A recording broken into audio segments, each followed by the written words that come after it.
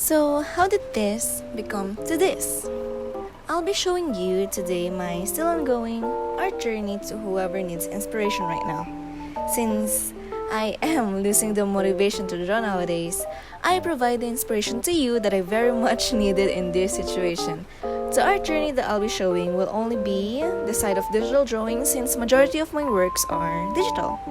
I'll show traditional art now and then, but just note that I'll fully cover my digital art journey. I've been drawing digitally since 2014, so about 8 years and counting now. And this is when I first got a drawing tablet, and I captioned it, "My drawing Sailor Star Smiley Face." Second drawing from the same year is this one, which was traced from a traditional drawing I did, which is this one. I feel like tracing your traditional art will help you feel more comfortable with drawing digitally since you're training yourself to get used to the new setting, and doing a method that is familiar to you will definitely help. Now, we go to the next year, and in this era, my Tamagotchi era, I've been doing a lot of tracing from my traditional drawings, as I have said earlier, since I don't know how to draw digitally yet. I have no clue what stabilizer meant, how crucial was flipping the canvas, etc. I was also so obsessed with creating Tamagotchi OCs and OCs in general, as every artist had. I don't know why, but almost every artist I know was obsessed with creating OCs when they were still starting out, and I am no exception to that. Now, I have a memory about this specific piece where I told my friend who is also drawing digitally at the time that I created this piece with one layer only, purely because I don't know how layers work and didn't even know they were a thing, and they were so amazed and really it just made an abomination, but at least my ego was boosted that day. This drawing was when I first discovered the layer properties, as you can clearly see. Every single drawing program has a layer property, the luminosity, multiply. They're very much helpful when you use it properly, the opposite of what I did here. Looking back, I drew a lot of drawings this year, and I definitely got a gist of drawing digitally halfway through, and I'm finally starting to feel comfortable even if I'm drawing the same exact pose and facial expression. This drawing was the first drawing I did in the start of my redemption arc, so picture this. You're in class, and the whole class was just informed right there and then that it was your teacher's birthday, so you and your friends thought it would be a nice gesture to draw on the whiteboard and greet her happy birthday. But while you and your friends were still drawing, one of your classmates ranked your drawings even if it's still not done yet. He said nonchalantly that your friend was in first, you're in the middle, and your other friend was last. What do you do? So I did what other people would do in that scenario. Just fake laughed and pretended it did not hurt at all. And after we finished drawing, I kept making excuses like, it's so hard to draw on the whiteboard, my marker's ink is drying out, which in my defense is actually true. You might say like, oh, it's not a big deal, it's not even that bad of an insult. Well, guess what? It hurt my feelings, okay? So when I came back home from school, I said that this will be the start of my redemption arc, so I changed how I draw the eyes, give them eyeliner, and the stabilizer was at the slowest speed you could ever imagine, and that was my quote-unquote glow up. From then on, I've been focusing on how to make the facial features look pretty instead of basic anatomy and how the head works, which wasn't the brightest move, but at least they looked a little bit decent, which by the way I recommend that you shouldn't do. You should definitely learn how basic anatomy works, or just have fun and hope it'll look good at the end. Look where that got me. 2016 was the year that I discovered Undertale, oh my god, and you can tell which character is my favorite.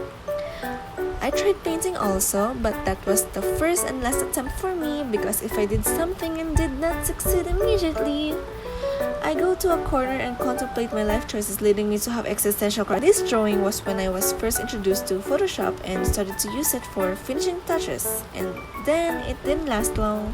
I was too lazy since Sai was good enough for me. This is the first drawing I did using an actual reference. Wow, look at that! I had the app Design Doll before, I don't know if you can still download it, like if it's still out there, but you can clearly see I used a reference here. Despite the reference though, I still somehow messed this drawing up. The hands are too small, the head is too big. I don't know how I did that, but I certainly did something. Oh, and also started changing the colors for the line art for the soft look, TM.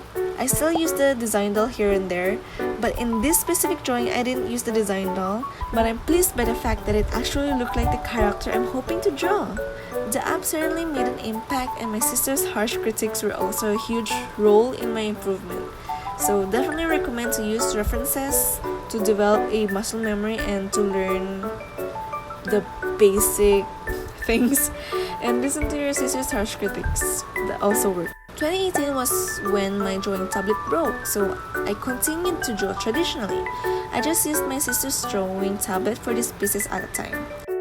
2019, I was more focused with high school life and forgot that I have a hobby and was actually functioning like a human being. I did came back again after the school year ended and drew this for my section, since I considered that section at the time the greatest. I really despise this drawing.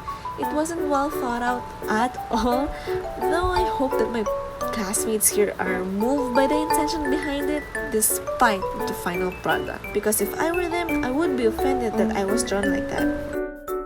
Now, this was my lineless era and started to draw on Clip Studio Paint, using my sister's laptop since I don't have a laptop at the time, and my drawing tablet is still broken and haven't gotten a new one yet. But this era ended pretty quickly, though I am glad that I pushed myself out of my comfort zone and tried to draw backgrounds. I guess I started doing pages for my drawings when I saw how pretty other artists' feed were with backgrounds and everything, and I'm glad that I tried it too for the sake of my feed as well. Now pandemic happened, and this was when I was drawing every single day since I finally got a laptop, and also the year I decided to join Twitter. Surprisingly, it took me long enough. Before, I always hear advice from artists to draw every single day, and I can't imagine myself doing that, and just the thought of them having to draw something every day when I can't even think of something to draw just for a day gave me the reason as to why I think I can't do that.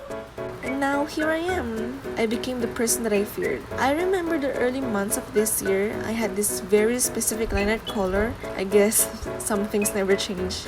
Sometimes it hits, sometimes it don't. My feed at the time was pretty cute though. That's what it all matters. I must say my drawings at this point was catered to the Instagram audience. You know, those portraits where they just stand and sit pretty in a box and put aesthetic things.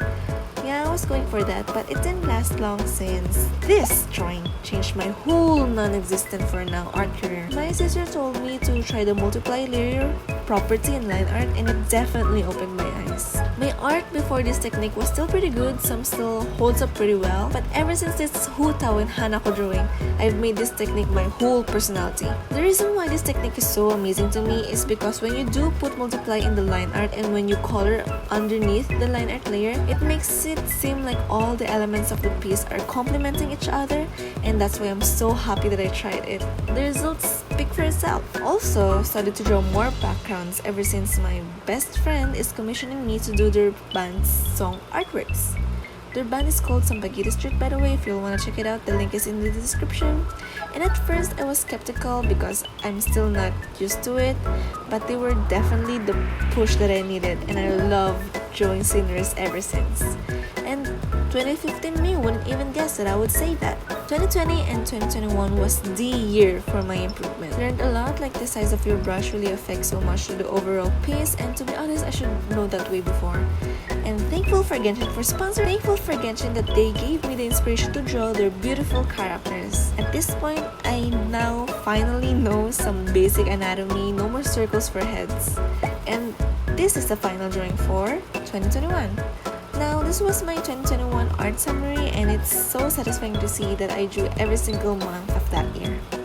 Now, for this year, the first drawing I posted was an Encanto one. I even posted a speed paint of it here in my YouTube channel, but if I were completely honest, I like the sketch more than the final piece.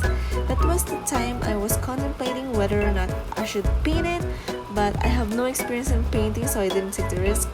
I say that as the next drawing I did was a painting and I hate it so much, it's so unclean, muddy even. Then I had an art style crisis since I want to try painting. At the same time, I was bored with my art style, so I searched up some drawing brushes and this came to life. And the next was a painting, and another, and another. My art style is currently all over the place, as you can see. And this is my current drawing so far, which is a study of this adorable photo. Learned a lot from this piece also, like how light bounces and how shading works with dark colors. I encourage anyone who's an artist that made it this far to do some studies also. I'm still in my art journey and I think it's pretty clear that I still need improving to do. Consistency with my art style is the #1 problem right now, though I think making a consistent art style is overrated, but I'd be lying if I said it isn't a factor for people to recognize that the art is yours, and that's how you could create a brand for yourself. But I won't tell you what to do or not to do. I myself don't know what to do, so what rights do I have to tell you what you need to do? Anyways, I just hope this video was at least entertaining and interesting to watch. I feel like it's kinda long, but I did my best to cut it down for it to be easy to digest. I feel like I blubbered a lot in this video, so I'm sorry for that. But main takeaway is be patient with yourself if you're still in your art journey. I mean, everyone still is, right? It will be a bumpy ride, that's for sure. You'll be creating art that you despise so much, and you'll also create art that you'll be proud of. And that specific art piece that you were proud of may be a piece that you will hate in the future. And that's the beauty with improving. I must admit it can be competitive in these areas, but you should always remind yourself why you're creating in the first place. Anyways, I hope you somehow feel inspired. If I, the person who just drew chibis and had a terrible undertale face, went from this to this, then so can you, you know?